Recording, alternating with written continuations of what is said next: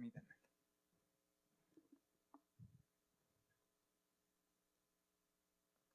Quiero que me acompañe al Evangelio de Juan capítulo 1 y vamos a leer, por favor, desde el versículo 43.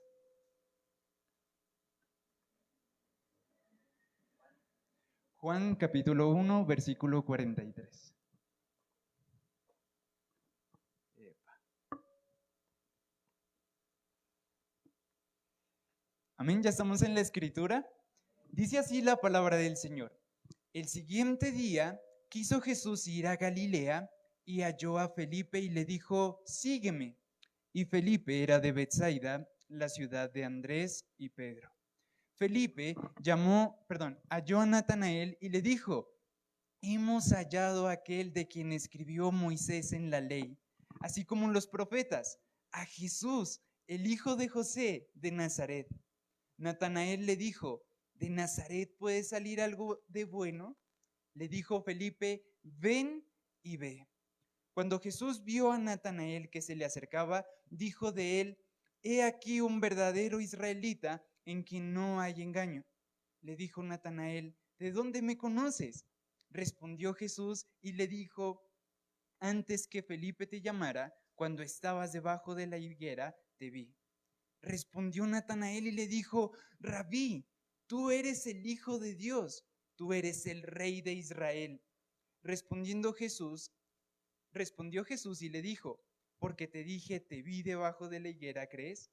Cosas mayores que estas verás. Amén y amén.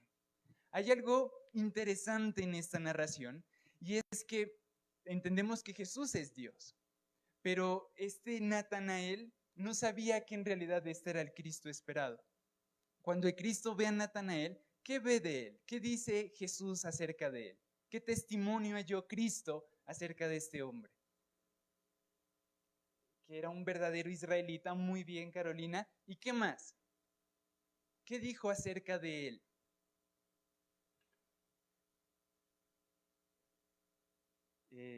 Sí, ¿qué dijo Jesús acerca de Natanael? Muy bien. ¿Y no había en él qué? Engaño. Hay una tradición cristiana que dice que cuando este Natanael estaba bajo la higuera, en realidad estaba leyendo la Torá, estaba siendo instruido. Por eso Natanael le dice a su hermano, de Nazaret puede salir algo de bueno. ¿Por qué? Porque el Cristo venía de Belén. ¿Sí? ¿Qué nos enseña esto? Que para hallar un verdadero testimonio delante del Señor, debemos instruirnos en las Escrituras. Debemos aprender acerca de ellas para dar testimonio de lo que creemos. ¿Quién de aquí tiene ese deseo de predicarles a otros acerca de Cristo? ¡Qué tremendo! ¿Sí? ¿Quién de aquí lo ha intentado? Amén. Tenemos el deseo, pero... Bueno, ¿quién tiene ese temor de decir, me da como nervios o un temor de... ¿Quién? Yo lo he tenido, ¿sí?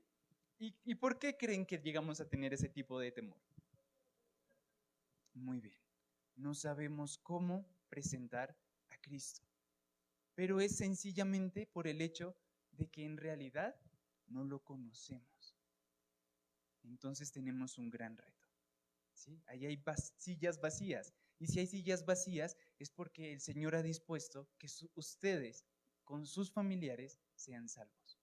Pero para traerlos a ellos hasta este lugar, a los pies de Cristo, necesitamos saber tocar el corazón. O sea, necesitamos cautivar con nuestra predicación, predicar de tal forma que cautivemos el corazón de las personas que nos escuchen y les demos esa expectativa, ese fervor de decir, quiero conocer a ese Cristo que Carolina predica, que Alejandro predica, que Mario predica. Y así de cada uno de ustedes, porque no me aprendí del resto de nombres, ¿vale? Entonces debemos predicar de tal forma que el corazón de ellos se apasione por el Cristo que predicamos. Amén. Y al que tiene a su lado, nos vamos a preparar. Dígale con fe, nos vamos a preparar. Amén. Discúlpenme, ¿me podrían regalar un vasito de agua, por favor? Gracias, Angie. Muy bien. En esta noche Yo quisiera darles una pequeña introducción acerca del Antiguo Testamento. Con el pastor Mario nos pusimos de acuerdo para que él les enseñara el Nuevo y yo el Antiguo, ¿vale? Si hay algo que me gusta es que me corchen con preguntas. Si usted tiene una pregunta así bien descabellada, hágala, ¿sí? Aquí estamos para aprender. Y antes de comenzar la clase, yo quisiera hacer una pequeña oración, ¿vale? Quiero que inclinemos nuestros rostros y vamos a orar. Gracias. Muchísimas gracias.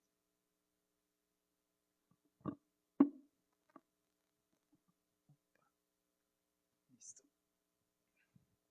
Señor nuestro Dios, en esta noche te doy las gracias juntamente con mis hermanos por darnos la oportunidad de estar en este lugar, Señor. Gracias, Señor, porque nos permites acercarnos a tu palabra para aprender más acerca de ti. Señor, en nuestro corazón hay un deseo ferviente por prepararnos, Señor. Hay un deseo que arde en nuestro corazón por conocerte a ti, Señor, para poder presentar a otros a ese Cristo en el cual hemos puesto nuestra esperanza. Espíritu de Dios, te pedimos en el nombre de Jesús que descienda sobre este lugar, Señor. Espíritu de Dios, desciende sobre la vida de cada uno de nosotros. Yo te pido, Señor, que levantes en este rebaño, Señor, personas sabias, Dios mío. Señor, personas que puedan predicar de tal forma, Señor, que cautiven el corazón de sus oyentes.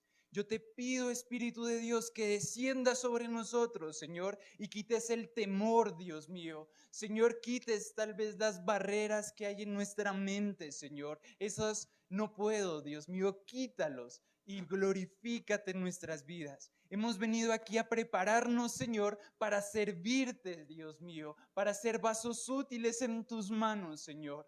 Yo te pido que desciendas, Espíritu de Dios, y nos llenes con sabiduría de lo alto, sabiduría de tu palabra, Señor. Espíritu de Dios, desciende y revélanos la gloria de Cristo a través de tu palabra. En el nombre de Jesús te lo pedimos. Señor, te pido que lleves a tus hijos a hacer buenas preguntas para profundizar más, Señor, en tu palabra.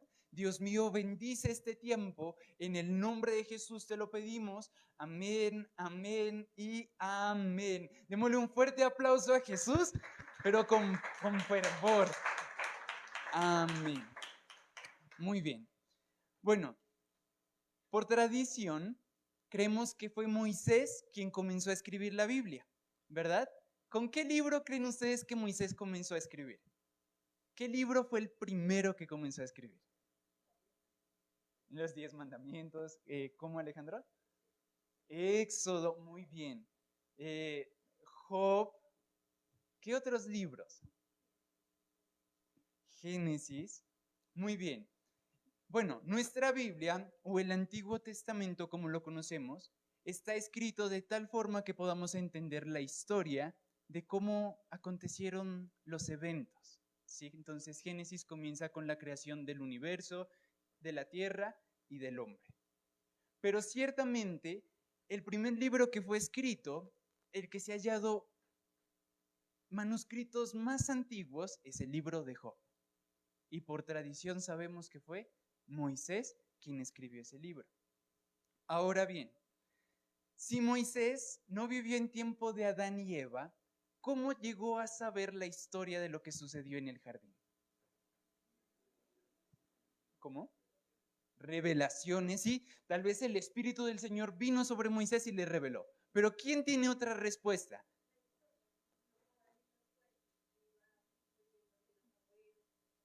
Excelente, sí, muy bien. En esencia fue lo que dijo Carolina. La Biblia no se comenzó a escribir con Adán y Eva, ¿sí? Aunque las historias sucedieron ciertamente, como lo dijo Carolina, fueron transmitidas oralmente. Entonces, desde Adán y Eva hasta Moisés, pasando por Noé, por Abraham, por Isaac, por Jacob, hasta Moisés, se transmitieron por vía oral, ¿sí? Los padres a los hijos a los abuelos, y así hasta Moisés. Entonces, lo que copiló Moisés ciertamente fue una parte de lo que vivieron, ejemplo, Adán y Eva en el jardín de Edén. Nosotros entendemos que cuando el Señor formó a Adán y a Eva, ellos vivieron un día y al otro día pecaron. Pero la Biblia dice que ellos vivieron tanto tiempo en el Edén que le pusieron el nombre a cada uno de los animales. Entonces, ciertamente, ellos pudieron vivir 1000 años en el Edén. Y la historia de su edad comenzó a contarse desde el momento que comieron el fruto prohibido. ¿Sí? De ahí que vivió, ¿no? ¿Cuántos años? ¿900? Sí, ¿no? Por ahí. Tremendo. Muy bien. Quiero comenzar con unos datos especiales. Y si lo puede anotar, uy, ¿cuál es el marcador que raya? Este. Muy bien. Vamos a aprender acerca de algunos datos de la Biblia. Me gustaría comenzar contándoles que la Biblia fue escrita primeramente en piedra. Dado ejemplo, los 10 mandamientos. Fueron escritos por el dedo de Dios en piedra. Después, la Biblia fue escrita en cueros de animal. Y con el tiempo, con el avance de la escritura, la Biblia terminó siendo escrita en papiros o en rollos. ¿Sí? Lo que encontramos hoy es relatos en piedra y en papiros. Eso es importante que lo entiendan. Permítanme. Vamos a hablar acerca de datos de la Biblia. Datos, Biblia. ¿Listo? Muy bien. Ustedes que son bien entregados y saben mucho, ¿en qué idiomas fue escrita la Biblia? Uy, muy bien. ¿Me recuerda su nombre? Un gusto, Gladys. Muy bien, como lo dijo ella, la Biblia fue escrita en arameo. Arameo. Muy bien. ¿En qué otro idioma fue escrito? Pastuso no, Ángela. Pastuso no fue escrita la Biblia, no. Quechua no, tampoco. Muy bien. La Biblia fue escrita también en hebreo. ¿Y ustedes qué son los duros del Nuevo Testamento? ¿El Nuevo Testamento en qué fue escrito? En griego. Muy bien. En griego. Listo. Entonces, para que lo tengan en cuenta, el Antiguo Testamento fue escrito en dos idiomas, el hebreo y el arameo. Y el Nuevo Testamento sí fue escrito en griego. ¿Vale? Hay algo importante también, y es que la Biblia no fue escrita en un solo país, fue escrita en 3 continentes. Imagínense eso. Fue escrita en África, en Asia y en Europa. ¿Sí? El Antiguo Testamento, por lo menos, fue escrita en África y Asia. Solo que hoy no les pude traer el mapa mundi para que lo pudieran ver, pero me comprometo para dentro de 8 días, si el pastor me lo permite, traerles las gráficas para poderles instruir más. En África y en Asia, y específicamente el Nuevo Testamento fue escrita en Europa. ¿Listo? Vale. Hay un dato que a mí me vuela la cabeza y es el tiempo en que duró en escribirse la Biblia. ¿Cuánto tiempo? Imagínense, este libro. ¿Cuánto tiempo se demoró en escribirse de Génesis a Apocalipsis? Hagan sus apuestas, a ver. 4000 años, puede ser. Su merced, ¿cuántos años le oscila? 10,000 años. Vale, ¿quién da menos? ¿Quién da más? ¿Quién se gana? El que le atine. Imagínense, ¿cuántos años se demoró escribirse desde Génesis a Apocalipsis? ¿Cuántos años? 2000 años. Puede. Van tanteándolo. Sí, la señora Gladys va tanteando por ahí. Allá tienen más fe, excelente, pero tal vez no es tanto. 3000, 5000 años. ¿Me recuerda su nombre?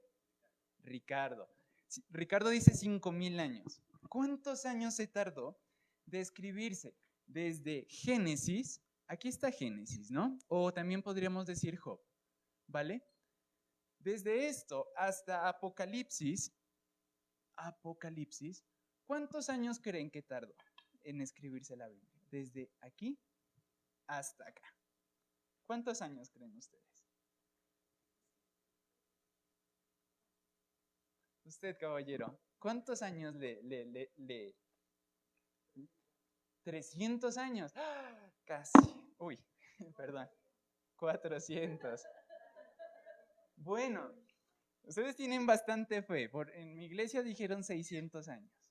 Aproximadamente 1.600 años de escritura. Sí, es una cosa bárbara. Es una cosa bastante considerable, ¿sí? Es una cantidad de años muy exuberante. Quiero que se hagan una imagen. Y es que el descubrimiento de América fue hace 500 años.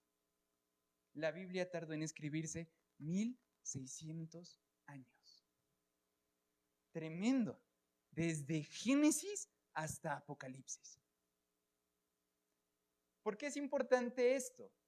Porque en base a todo esto tiene 3 idiomas, tiene 1.600 años de trayectoria y además fue escrita por más de 40 autores. Imagínense, entre ellos unos hablaban arameo, otros hebreo y otros griego. Por más de 40 autores. Entre ellos se cuentan a pastores, ganaderos como el profeta Amós, reyes como el rey David, como Salomón, también sacerdotes como Esdras, Nehemías, creo que también era sacerdote, ¿sí? Nehemías. Fue escrita por todo tipo de personas. Incluso fue escrita por gente que ni sabía ni leer ni escribir, como por ejemplo Pedro. Las 2 cartas de Pedro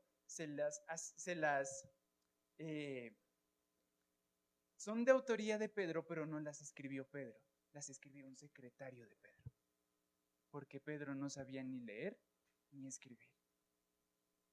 Imagínense, 40 autores no se conocían. Hay un dato interesante y es que entre Malaquías, que es el último libro de la Biblia, y Mateo, hay un lapso de tiempo de 400 o 450 años. Imagínense, Malaquías vivió 450 años antes de Mateo.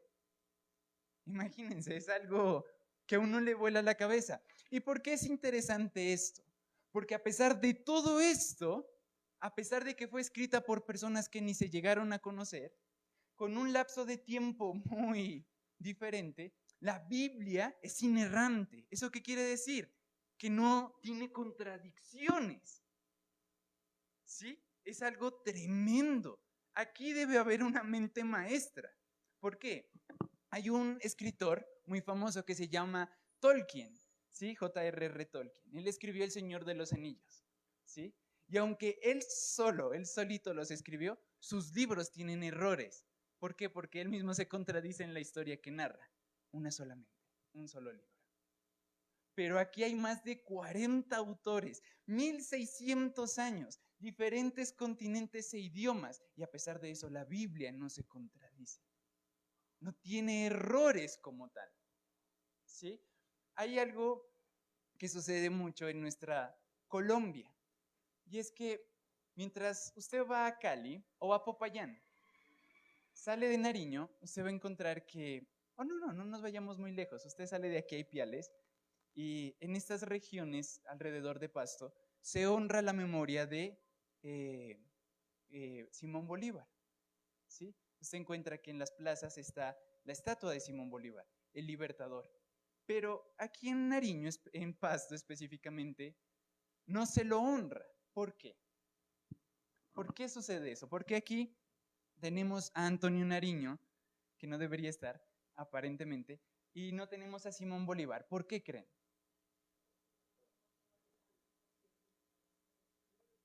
Sí, vino a destruirnos a nosotros los pastuzos. Ustedes, los muchachos, ¿por qué creen? Ustedes que son los duros de sociales.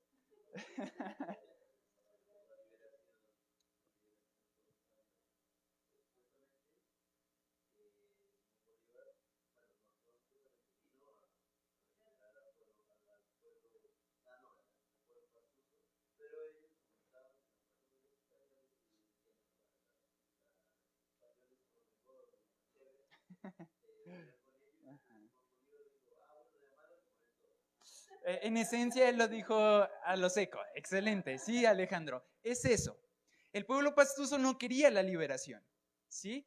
Y Simón Bolívar libertó la Gran Colombia, lo que es Ecuador, Colombia, Panamá y Venezuela. Pero el único pueblo que se le resistió fue Pasto. Entonces, todo lo que se escribe de Simón Bolívar en Venezuela, Colombia y Ecuador es el gran libertador de la Gran Colombia. Pero los libros que se escriben aquí en Pasto describen a un Simón Bolívar totalmente diferente. Uno que nos quiso destruir, como dijo la señora Gladys, y nosotros no le aplaudimos eso. ¿A qué voy? La liberación, Simón Bolívar, fue hace 200 años. ¿Sí? Fue hace 200 años lo de la liberación en Colombia. Pero en 200 años nos dio para tener dos perspectivas diferentes. Se escribió de un solo hombre algo diferente. Pero en 1600 años, en un solo libro, se describe lo mismo de un solo Dios, de un solo Cristo, de una sola persona.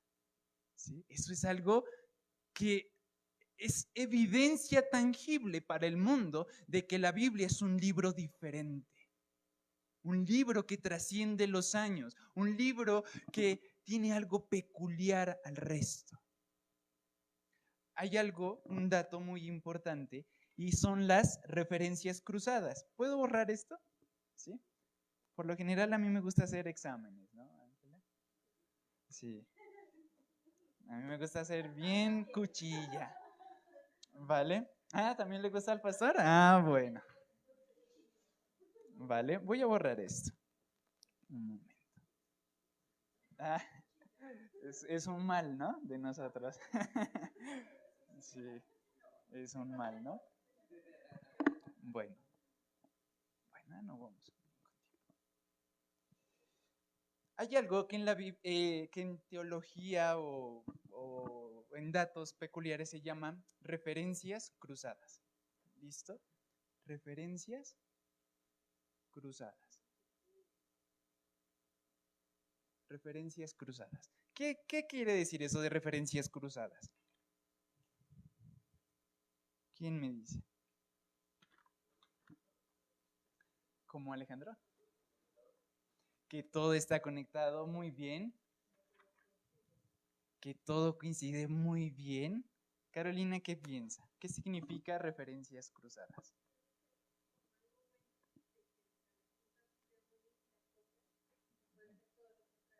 Muy bien. Las referencias cruzadas son el número de veces que la Biblia hace referencia a otro pasaje de la Biblia. ¿Sí? Por ejemplo, Apocalipsis, en todo su libro, hace muchas referencias cruzadas a Génesis y a Daniel, que es un dato importante. Daniel es el Apocalipsis del Antiguo Testamento. ¿Vale? Una referencia cruzada es cuando en Apocalipsis el autor hace referencia a otro libro. ¿Sí?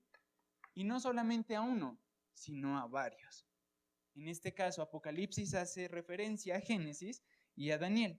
La Biblia tiene la cantidad absurda de 63.773 referencias cruzadas, si no me falla un número, 79. Tiene 63.779 referencias cruzadas. Es el único libro de la tierra que se atreve a ponerse en ese cuestionamiento. ¿Sí? Es como poner la espada o la pistola hacia la cabeza de uno. ¿Por qué? Porque si falla en lo que dice, ciertamente está diciendo mentiras. Pero 63.779 veces la Biblia se pone a prueba y dice aquello que afirma esta referencia. Es algo tremendo. ¿Sí? Esta es una evidencia que usted puede utilizar con un ateo, porque el ateo necesita pruebas de que esta es la Biblia, de que esta es palabra de Dios. ¿Cuáles son las pruebas? Esto. ¿Por qué? Porque se puede evidenciar desde la ciencia. ¿Sí? Es algo tremendo. A mí me fascina. A mí la Biblia me fascina. Cuando mi mamá está dormida y de pronto me escucha reírme, es que estoy leyendo la Biblia y me parece algo genial, ¿sí? Porque a uno le vuela la cabeza saber que el Señor nos habla, saber que aquí están consignadas las palabras del Señor. Es algo tremendo. Démosle un fuerte aplauso al Señor. Sí, amén. Muy bien. Yo quisiera saber si alguien tiene preguntas hasta este punto. ¿Hay preguntas? Muy bien. Bueno, para ir finalizando a esta pequeña introducción, hay evidencias arqueológicas. Hace por ahí unos 100 años, en la ciencia se comenzó a decir que Nazaret era un pueblo que no existía, un pueblo que era en sí como una fábula, como un mito. Pero bienaventurado aquel que puso a duda eso, porque el Señor se encargó de que por allá en la región de Galilea, un agricultor estaba preparando su campo para sembrar y se encontró con lo que era un hallazgo arqueológico. Fueron a destapar ese lugar, a abrir, y esa es una tarea que les voy a dejar para que la investiguen. Y, oh caray, oh bendito sea el Señor, encontraron una población, una sinagoga y una placa romana que decía que era Nazaret. Y con la fecha, pues del siglo anterior, antes de que naciera Cristo. Y esa fue evidencia, una evidencia arqueológica que respalda la Biblia, de que sí existía Nazaret en el siglo I. Otro hallazgo que es muy importante son los rollos del Mar Muerto. Los rollos del Mar Muerto. ¿Alguien ha escuchado acerca de los rollos del Mar Muerto? ¿Quién ha escuchado? Ángela. ¿Ángela ha escuchado? A ver, ¿qué son los rollos del Mar Muerto, Ángela?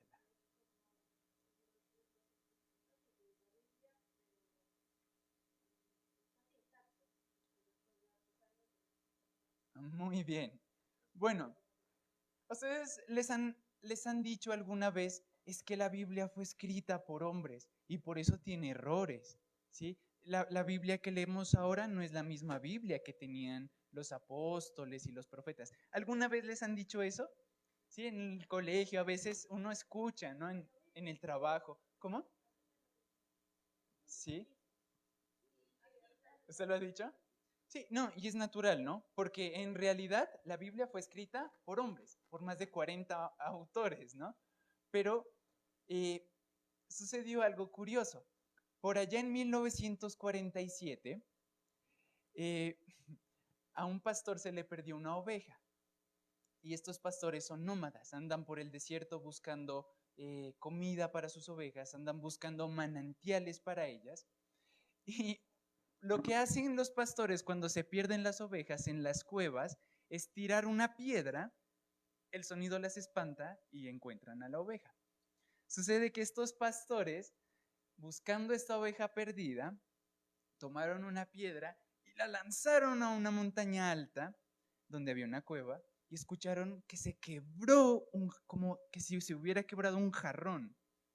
Ellos subieron a ver qué era y hallaron 7 rollos. Ellos pensaban que eran pieles de animales e incluso cometieron el grave error de en el frío quemar algunos de esos para calentarse. O sea, imagínense. Sí, imagínense lo que estaban haciendo.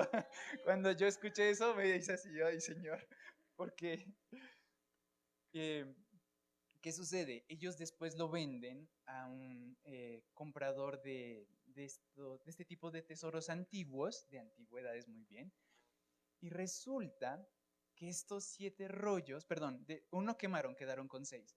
Estos 6 rollos eran porciones del Antiguo Testamento.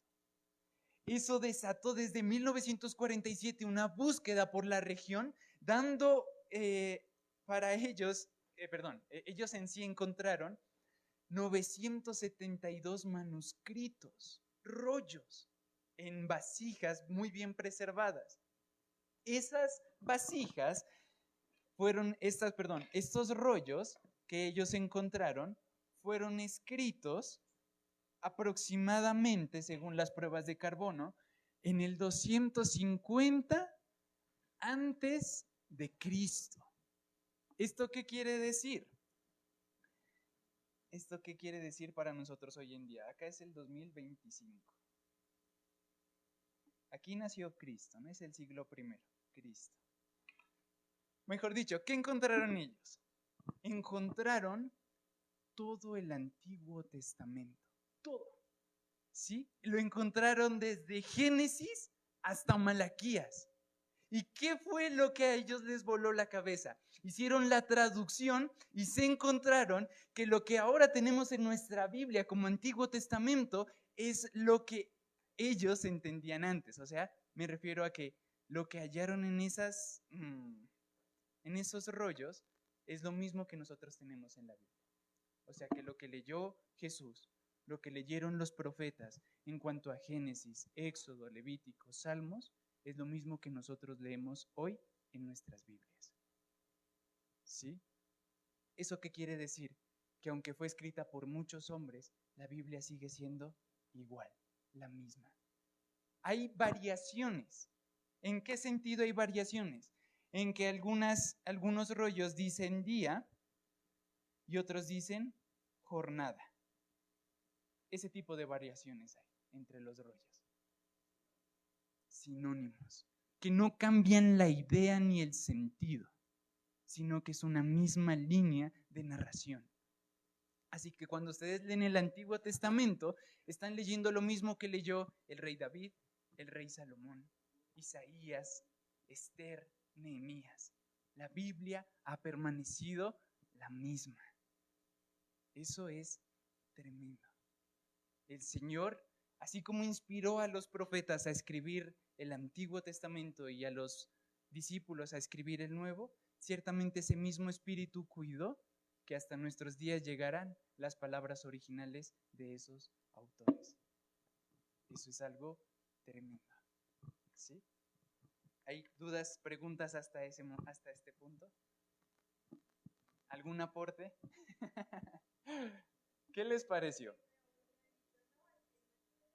Claro, sí.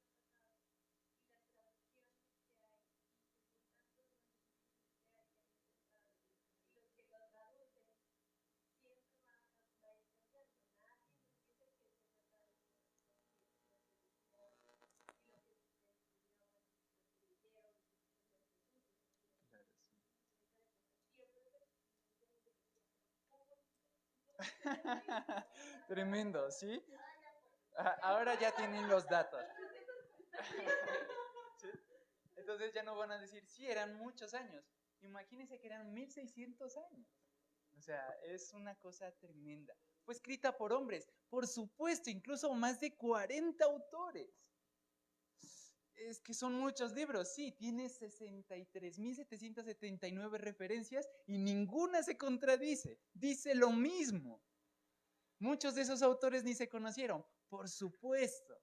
La Biblia fue traducida por hombres, sí, pero ¿qué pasa? La misma Biblia que leían los profetas es la que leemos hoy en día. Muy bien, señora Gladys. Ellos fueron inspirados por el Espíritu Santo. Ellos fueron lo que en una empresa es para el gerente el secretario. El gerente le dice al secretario, escríbeme una carta que contenga todos estos puntos. El secretario la hace, la pasa al jefe y el jefe ve si está escrita de acuerdo a lo que él quiere. Y si es así, el jefe la envía. Lo mismo sucedió con los profetas. El Espíritu del Señor vino sobre ellos y ellos escribieron lo que el Señor quería que aquí esté plasmado. ¿Sí? Aquí está únicamente aquello que el Señor quiso que nosotros tuviéramos al día de hoy. Por supuesto, hay muchas cosas que no se cuentan, sí, pero lo que el Señor quiso que supiéramos está aquí. Está aquí. Y por estas evidencias palpables, por eso cuando el Señor nos lleve a Israel, amén, digan. Amén. A ver, retrocedo. Cuando el Señor nos lleve a Israel, amén, porque nos va a llevar a conocer, hay un museo en Jerusalén que se llama el Museo de la Biblia o el Museo de los Rollos del Mar Muerto. Y ahí están expuestos todos estos 972 manuscritos. Imagínense, y son gente los que los cuidan son ateos, son gnósticos, son gente que no son de fe, pero ellos confirman que lo que hay aquí es lo que leían los profetas, es lo que escribieron ellos. ¿Sí?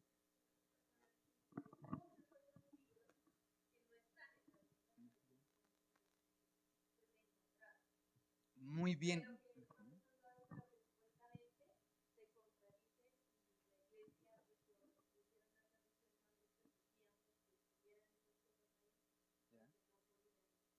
Ya, ya.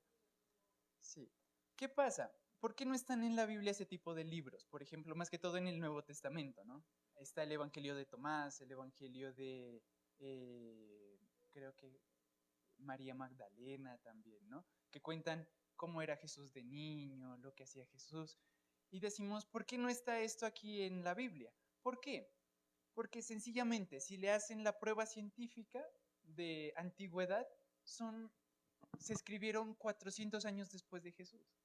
O sea, es gente que ya no lo decía, si es el Evangelio de Tomás, se tomaba la autoría de Tomás, decía es el Evangelio de Tomás. Pero no, se tomó la autoría, todo lo que escribió en realidad es falso. Sí, el Señor fue muy cuidadoso en cuanto a lo que se estableció como canon, ¿sí? El canon de la Biblia. De ahí, de pronto, si tienen la oportunidad, los padres de la iglesia se llaman. ¿Sí? Los padres de la iglesia no son los padres de las misas, ¿no? Se les dice padres de la iglesia a aquellos que después de los apóstoles se encargaron de cuidar la tradición de Cristo, ¿sí? Entonces ellos se encargaron de copilar la Biblia. ¿Alguna pregunta? ¿No? Ah, vale, ok. Vale.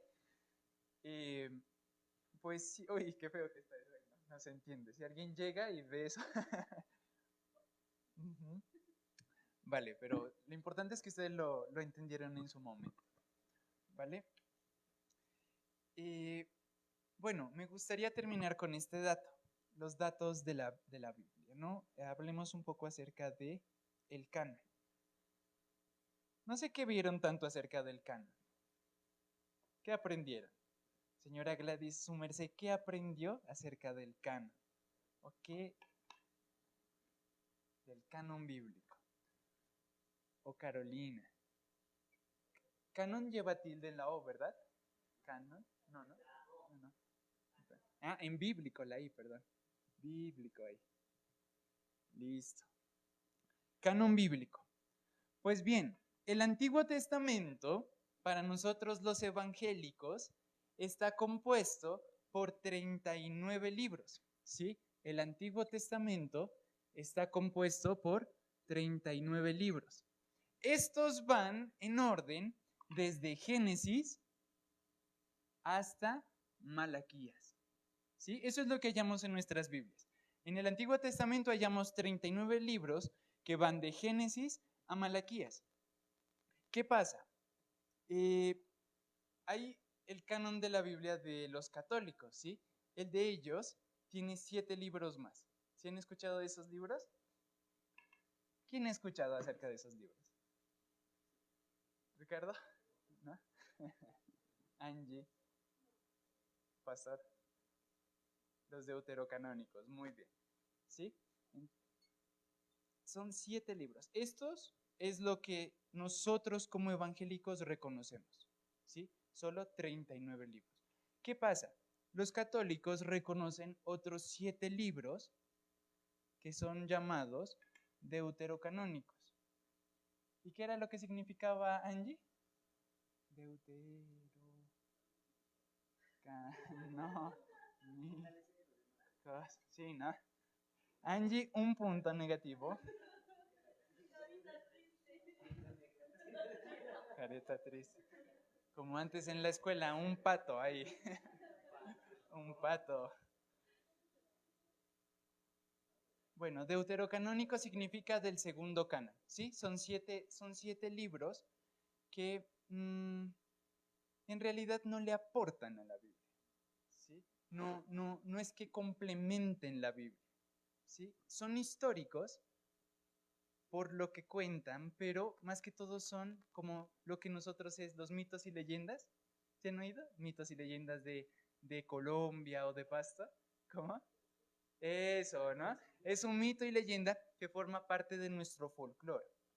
Los deuterocanónicos consignan el folclore del pueblo judío, ¿sí? Sus historias que no fueron inspiradas por Dios, lo que su merced dijo. Los 39 libros del Antiguo Testamento fueron inspirados por el Espíritu Santo. Estos 7 libros fueron escritos para preservar el folclore del pueblo judío, que no se perdiera aquello que ellos creían, aquello que ellos anhelaban, ¿sí? Entonces, usted lo puede leer, sí, pero son muy largos. Por ejemplo, Macabeos, es historia de guerras y guerras y guerras y guerras, que a la final a usted le da un conocimiento histórico, pero no le aporta a su relación íntima con el Señor. Exacto. Es algo que usted no va a aplicar en su vida. ¿Por qué? Porque no es inspirado por el Señor. Son historias simplemente. ¿Vale?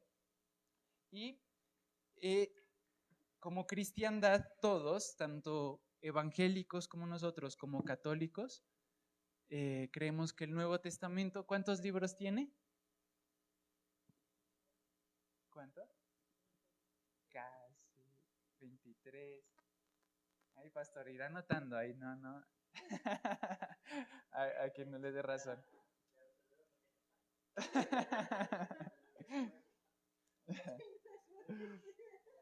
¿Cuántos? 20 y tantos. Ahí ya les di yo. Muy bien, Angie. Son 27 libros del Nuevo Testamento. que van desde Mateo hasta Apocalipsis. ¿Listo? Que van desde Mateo a Apocalipsis. En todo el mundo se reconocen esos 27. Católicos, evangélicos, luteranos, coptos, todos reconocen que son 27. En eso sí no hay conflicto. Sí, señor, sí. Incluso los católicos dicen, nuestra Biblia es completa, ¿sí? Nosotros aceptamos estos 7, pero es falso. La Iglesia Católica copta en Egipto tiene más libros. Yo creo que en total, en el Antiguo Testamento, si no estoy mal, si me falla ahí, creo que son 70 libros del Antiguo Testamento. ¿Sí? Entonces, ellos podrían decir nuestra Biblia es completa, pero es falso. ¿Sí? Los inspirados son 39. Esos son los que se pueden poner a prueba, los que se pueden medir, los que se pueden examinar y no van a encontrar errores. Mientras que en estos 7, lo que se aconseja es que se lea como fábula. ¿Por qué? Porque no tienen un contraste, no tienen una sustancia que se pueda poner a prueba. Si estos 7 se los pone a prueba, se desbarata el hecho de que la Biblia sea inerrante, que no tenga errores. ¿Por qué? Porque sí tienen errores estos 7. Mientras que estos 39 consignan... Exacto, es el filtro. Sí, incluso los judíos que no creen en Jesús aceptan estos 39 nomás.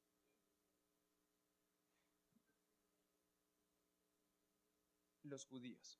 Hay un texto que Pablo, en el Nuevo Testamento, donde Pablo dice, a los judíos se les confió las escrituras, digamos, así lo estoy parafraseando, ¿sí?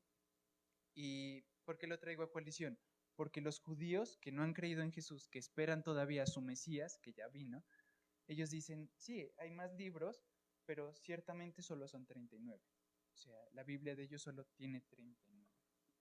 ¿Sí? La Torá, la ley. ¿Sí? No, porque no han creído en Jesús. ¿Sí? Entonces, si un judío le pasa su Biblia, solo va a encontrar 39 libros. ¿Sí? Sí. Ahora bien, ¿qué pasa? Si ustedes quisieran defender la Biblia como palabra de Dios, pueden utilizar esto. Pero aunque no existiera esto, nosotros creemos que esta es palabra de Dios. ¿Sí? Independientemente de lo que el mundo llegue a decir, ciertamente creemos que es palabra de Dios. Y Dios se ha encargado, muy bien, lo creemos por fe. Dios se ha encargado de ir revelando que todo lo que está aquí escrito es real. ¿Sí? El año anterior, o hace 2 años, decían, no, hicieron una excavación en Jerusalén y encontraron donde Jesús sanó al paralítico en el pozo de, ¿cómo se llamaba? En la entrada de las ovejas, que quedaba ahí el pozo de 5 pórticos. ¿Cómo se llamaba? Eh, eh, no. Eh, bueno, ustedes sí se acuerdan que había un paralítico que esperaba el movimiento de las aguas para ser sano, ¿no? Exacto. ¿Qué pasa? Hace 2 años estaban haciendo unas excavaciones y encontraron ese pozo con los 5 pórticos y miraron por dónde llegaba el agua y por qué burbujeaba. Eso es algo tremendo, porque Cristo estuvo ahí y la Biblia ya lo registraba desde ese entonces. Aunque no se podía comprobar, ahí estaba enterrado. ¿Sí? Entonces, hay muchos personajes bíblicos como David que se cuestionan su existencia, pero Dios se encargará en su momento de que se hagan hallazgos históricos, arqueológicos que demuestren que David existió. ¿Sí? Entonces, bueno, yo tengo acá un poco de nombres, por ejemplo, el túnel de Ezequías. Decían que Ezequías no había existido, el rey Ezequías, pero encontraron el túnel que había hecho. Son hallazgos así muy bonitos, ¿vale? Entonces, conclusión, es palabra de Dios porque nosotros la aceptamos por fe, como dijo Ricardo. Pero ciertamente, aunque es un libro que se acepta por fe, se puede comprobar que es un libro exacto a pesar de todo aquello que puede jugar en su contra. Los años, los autores, los idiomas, etcétera. ¿Sí?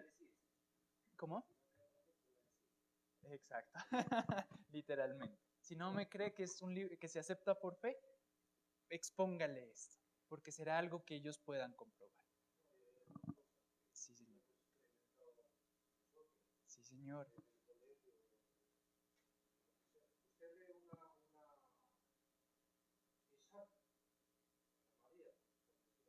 Ah, sí, señor, sí.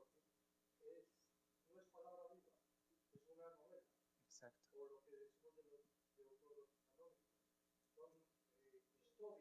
Sí, señor, sí.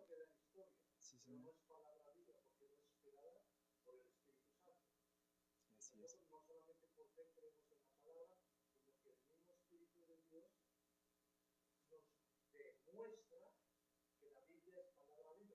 Amén.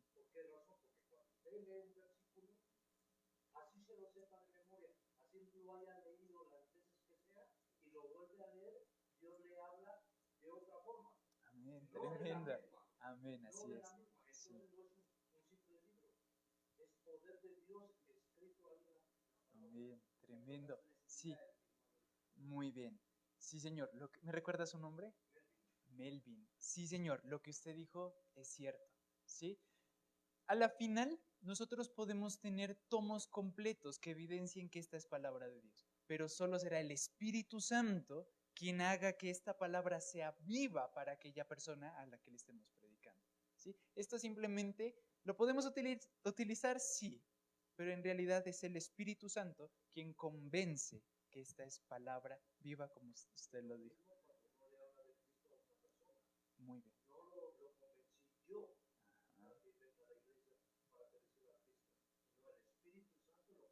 Amén, tremendo.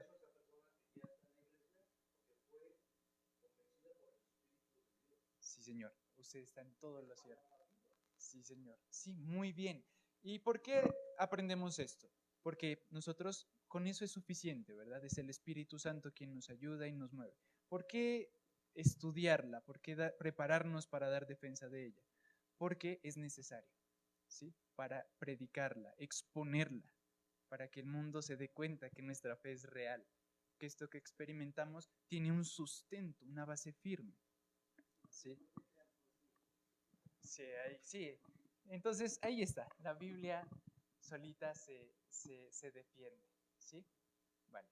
Esta es la pequeña introducción. Dios mediante, dentro de 8 días, si el Señor nos lo permite, vamos a hablar acerca del Antiguo Testamento. ¿Vale? Para que ustedes lo sepan. ¿Sí? Tal vez usted dirá, no, es que a la larga esto no se me queda, se me olvida. Eso es normal. ¿Sí? Pero lo importante es como tener esta perspectiva, refrescar aquello, refrescar nuestra fe, ¿vale? Entonces vamos a hacer una pequeña oración, por favor. Cierre sus ojos y sí, pongámonos sobre nuestros pies.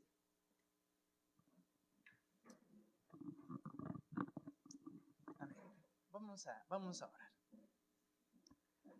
Amado Señor, en esta noche te damos las gracias, Dios mío, por darnos la oportunidad de conocer un poco más acerca de tu palabra. Señor, nos sorprende saber que tu gloria es infinita, Señor. Aquello que hemos aprendido hoy, Señor, nos lleva a adorarte de una manera más genuina, Señor. Este conocimiento que hemos adquirido hoy, Señor, hace que nuestra fe sea más firme en ti y en tus palabras. Señor, yo te pido que todo aquello que aprendimos en esta noche sea guardado en el corazón de tus hijos, para que en el momento oportuno ellos puedan dar defensa de su fe. Ellos puedan, Señor, predicarles a otros con este tipo de sustento, Señor, para que ellos, al igual que nosotros, se sorprendan de aquello que tú has preparado para tus hijos. Señor, te pido que aquello que tú hablaste a nuestros corazones quede sembrado como en buena tierra y nos lleves a dar fruto en abundancia, que te dé gloria, honra y alabanza. Señor, bendito seas. Gracias por estar en medio nuestro, Señor. Gracias por darnos esta oportunidad de compartir como hermanos en la fe. Te adoramos y te bendecimos, Señor. Te exaltamos, Jesús. Señor, te esperamos con gozo, con expectativa, con ansia, Señor. Nuestro corazón te espera, Jesús. Señor, te damos las gracias por este tiempo. Señor, hemos orado en el nombre que es sobre todo nombre, en el nombre de Jesús, nuestro Señor y Salvador. Amén, amén y amén. Amén. Un fuerte aplauso a Jesús.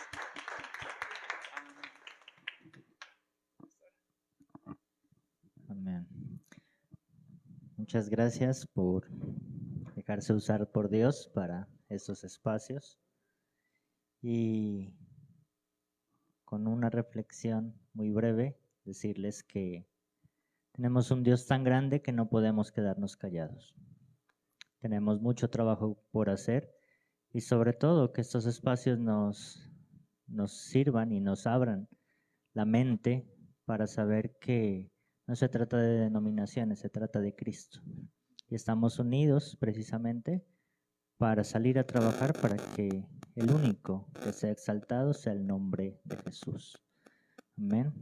Entonces, con esto quedamos despedidos, no se vayan a ir, tenemos cafecito y nos vemos dentro de 8 días.